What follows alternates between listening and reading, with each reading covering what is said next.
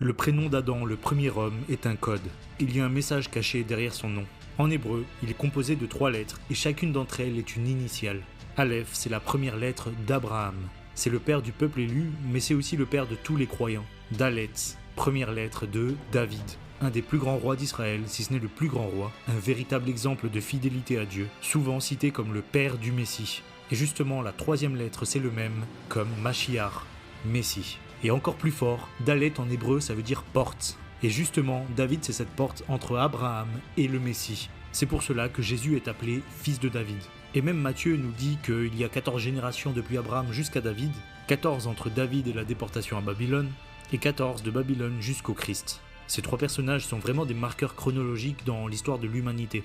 Quand Dieu met Adam sur terre, il a déjà tout le processus en tête. Adam contient Abraham, David et le Messie. On voit souvent les écrits bibliques comme de simples histoires, desquelles tirer des leçons, mais en hébreu on se rend vraiment compte qu'on a affaire à des codes, à des messages cachés, des connaissances dont les juifs sont vraiment les détenteurs.